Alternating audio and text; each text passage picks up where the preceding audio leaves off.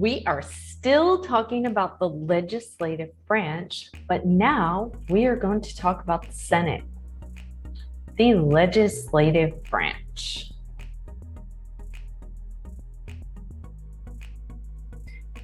All right, so the legislative branch is made up of Congress, and Congress is made up of the House of Representatives, which goes by population, and the Senate, which all states have 2 senators. The role of the Senate.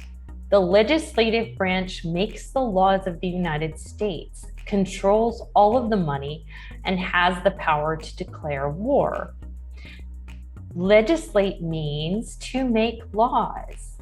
And again, remember, legislate starts with L, or legislative, and laws start with L, so that is how you can remember. The Senate. So there are 100 total senators. Easy math, there are 50 states, and every state has 2 senators. Requirements for being in the Senate. So you have to be 30 years old, and you have to be a U.S. citizen for 9 years. So you don't have to be born in the United States. You can be born somewhere else, become a citizen, and live here for 9 years. You have to live in the state at the time of election. So whatever state you're a senator for, you have to live in that state at the time of the election. So yes, you can just move into the state and then run for Senate. Running for office. So their terms are 6 years. You run for re-election every 6 years. Terms unlimited. So just like the House, in May of 1991, the U.S. Supreme Court ruled 5-4 in U.S. terms that states cannot impose term limits upon their federal representatives or senators. So let's say you live in Maine. Maine cannot make a law that you can only run for re-election for senators twice or 3 times. You can run as many times as you would like. Okay, so jobs in the Senate. The vice president is president of the Senate. Many people don't know that. And the vice president breaks tie votes. So she or he doesn't go there very often. Usually it's a very controversial vote. Usually you know ahead of time it might be a tie, and then she or he would come. Now, since the vice president doesn't spend a lot of time in the Senate, we have a president pro temp in his or her place, a high-ranking senator of the majority party. So if Republicans are majority or Democrats are majority, who presides over the U.S. Senate in the absence of a vice president, which is, like I said, most of the time. Okay, so we have a majority leader and a minority leader. So just like it sounds, majority, whether that's Republicans or Democrats, the majority leader, and the minority, whichever party has less in the Senate, is going to be the minority leader party. So elected at the beginning of each Congress by members of their respective party conferences to represent them on the Senate floor. The majority and minority leaders serve as spokesmen for their party's positions on issues. Other leadership positions.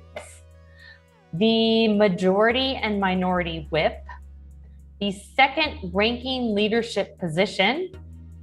Responsibilities are counting votes and persuading members to support their party's position on votes. So the majority leader, whether that's Republican or Democrat, will try to convince people to vote their way. Same with the minority whip.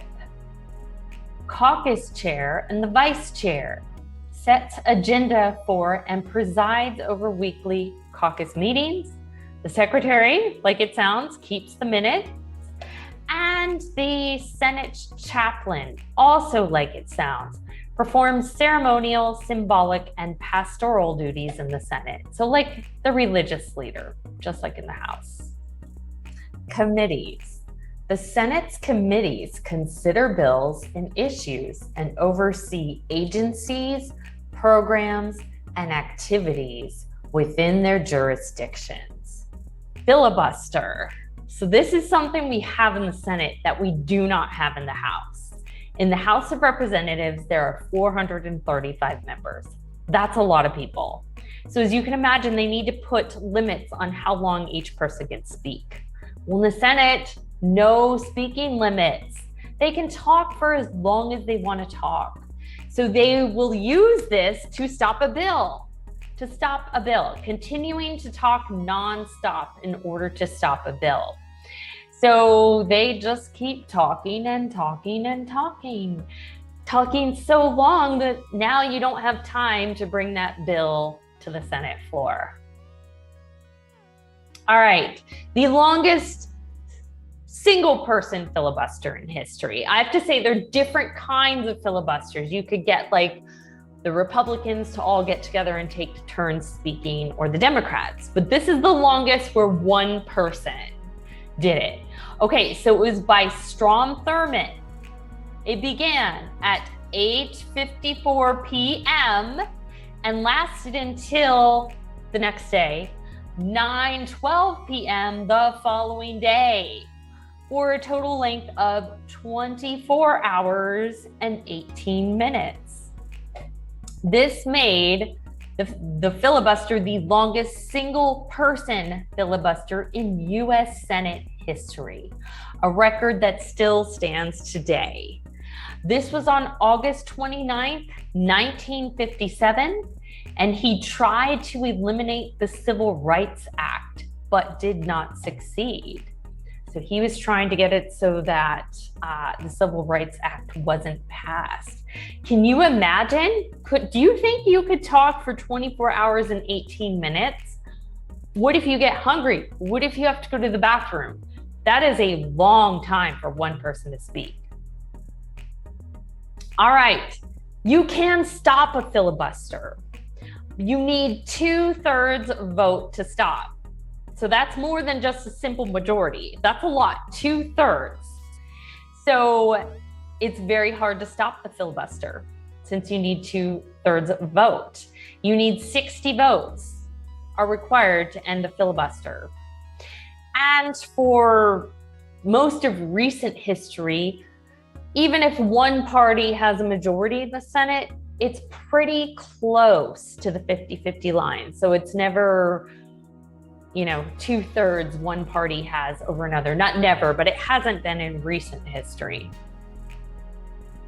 Okay, in summary, there are 100 total senators. You need to be 30 years old to run for Senate. You have to be a U.S. citizen for 9 years. So again, you don't have to be born here. The vice president is president of the Senate, but when the vice president can't be there, the president pro temp acts as the president of the Senate. The terms are 6 years.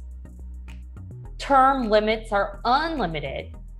You must live in the state you represent at the time of the election, so you can't just move in and run for senator. Let me know, who is your senators, or who are your 2 senators? Thanks for joining me today.